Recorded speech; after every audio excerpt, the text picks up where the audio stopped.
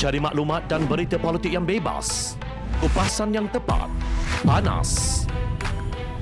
Dapatkannya secara eksklusif hanya di Jom Channel. Komitmen kami, pentasan berita Isnin hingga Jumaat. Berbicara dan isu semasa, kami garapkan secara langsung. Panel-panel berkaliber dan profesional. Interaktif, pandangan anda kami raikan.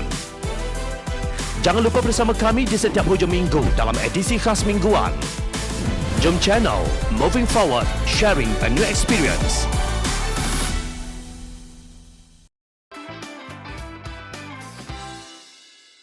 Malaysia sememangnya tidak boleh ditakbir oleh politik satu kaum. Jangan menangis ketika ketua gerombolan kakistokrasi tumbang bersama angkatannya. Ia baik untuk negara kerana kita boleh bermula semula. Kali ini dengan bantuan kepakaran golongan profesional yang fokus kepada bidangnya. Itulah sebaik-baiknya sistem pemerintahan teknokrat yang mementingkan penyelesaian masalah yang mengganggu negara kita kini, iaitu pemulihan kesihatan dan ekonomi. Bukan teknokrat separuh masa ciptaan Presiden PAS, Datuk Seri Hadi Awang, yang beliau sendiri gagal melaksanakannya. Walaupun sudah dilantik sebagai Duta Khas Perdana Menteri ke Timur Tengah. Gagal kerana kita tidak nampak walau satu sen pun pelaburan yang dibawa oleh beliau dari negara di sebelah sana. Malaysia tidak boleh ditakbir oleh politik satu kaum. Justru tindakan Presiden Warisan Datuk Seri Shafie Apdal mengesahkan semua ahli parlimen warisan menyokong pencalonan Datuk Seri Anwar Ibrahim sebagai Perdana Menteri adalah amat tepat. Kita ada muafakat di antara pembangkang. Tadi pun di istana, saya bincang dengan Anwar dan Lim Guan Eng, Mat Sabu dan Tun Mahathir juga saya bincang. Kita pembangkang sudah putus. Kita ada dua calon PM, Anwar dan saya juga. Kita asaskan 105 yang ada. Ini permuafakatan kita. Siapa yang dapat raih untuk jadi calon pilihan, kita kena akur, kata Shafie dalam temu ramah beliau dengan Esok Awani malam kemarin. Pendirian tersebut, kata Shafie, disampaikan kepada Presiden Amanah Muhammad Sabu dan Setiausaha Agung DAP Lim Guan Eng.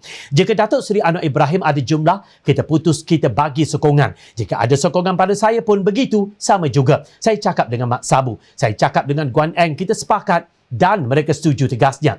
Ketiga-tiga parti dalam Pakatan Harapan adalah parti berbilang kaum. Sementara Keadilan dan Amanah diterajui oleh pemimpin Melayu Islam. DAP diketuai oleh pemimpin Cina, bukan Islam. Mereka merupakan pakej yang ideal dalam negara berbilang kaum seperti Malaysia.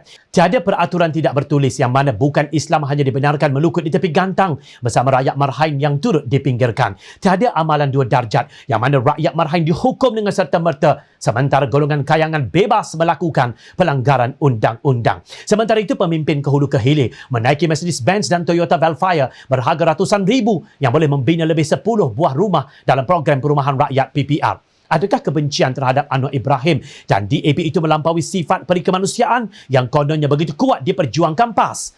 Tiga parti Melayu bersatu, PAS dan UMNO, dalam memerintah negara ini menerusi rampasan kuasa, akhirnya gagal kerana mereka menyekat pemikiran pakar-pakar ikhlas dan mendengar nasihat penjilat semata-mata. Pesan orang tua-tua, dengar cakap enggang, makan buah beluluk. Dengar cakap orang, terjun masuk lubuk. Maksudnya jelas, jangan mendengar cakap orang secara sembarangan.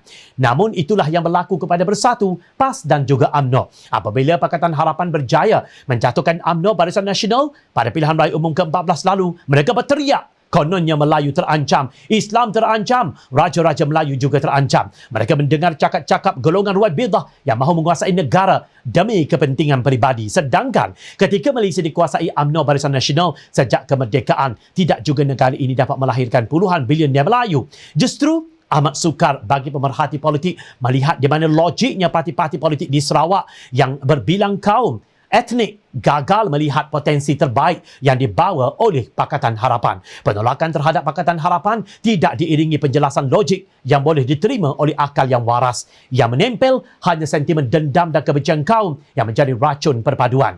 Mungkin golongan bigot ini ada takrif istilah perpaduan yang berbeza dengan kita temui di Kamus Dewan. Entah budaya apa yang mahu golongan ini wariskan kepada generasi akan datang. Ingatlah, wahai pemimpin, rakyat sentiasa memerhati